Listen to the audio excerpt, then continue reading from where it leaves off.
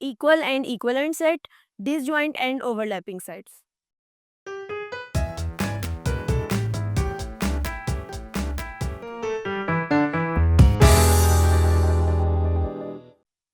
Assalamu alaikum. I welcome you all on the platform of digital academic provided by Moonlight International Publishers.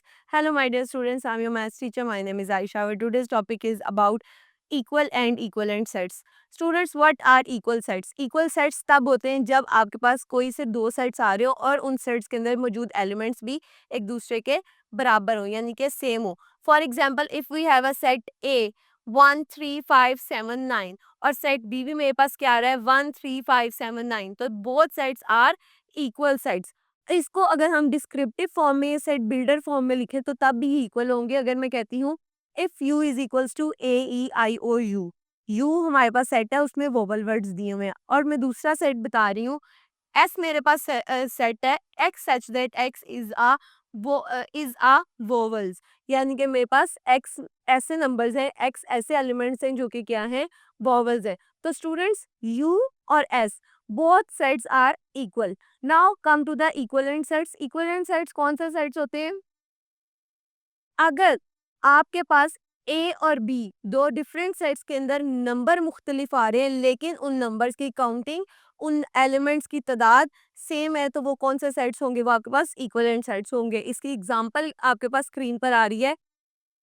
यहाँ उन्होंने कहा है if क्या उन्होंने आपको कहा है if A is equals to 1 5 12 17 and B is equals to 2 4 6 8. Students अगर हम देखें तो ए और बी इन दोनों के एलिमेंट्स आपस में डिफरेंट है, ये आपस में मैच नहीं कर रहे, लेकिन क्या चीज कॉमन आ रही है कि उसमें भी 4 एलिमेंट्स हैं और उसमें भी 4 एलिमेंट्स हैं, यानी कि n A number of A elements and number of B elements are equal, so these are equivalent sets.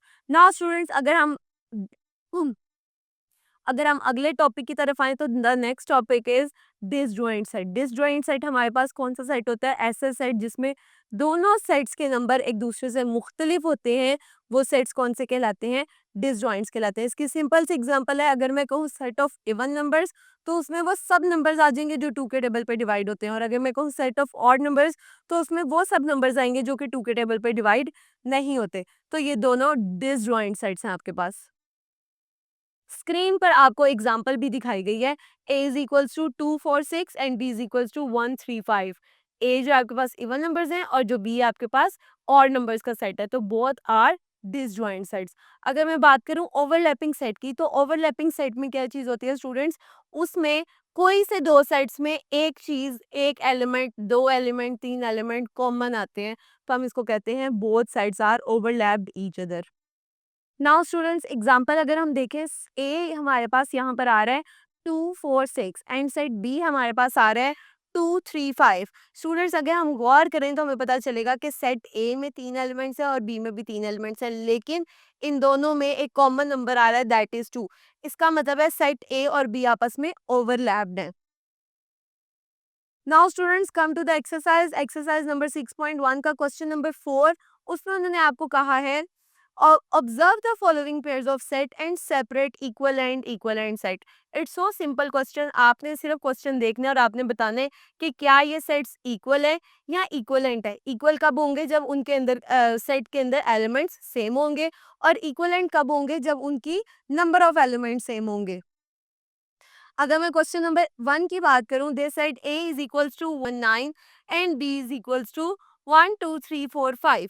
Student set a और b के एलिमेंट्स तो सेम नहीं आ रहे, लेकिन सेट a में भी 5 एलिमेंट्स आ रहे हैं और सेट b में भी 5 एलिमेंट्स आ रहे हैं, सो बोथ आर सो ये कौन से सेट्स हैं? ये इक्वलेंट सेट्स हैं आपके पास. इसी तरह आपने क्वेश्चन नंबर 4 के बाकी पार्ट्स को भी सॉल्व करना.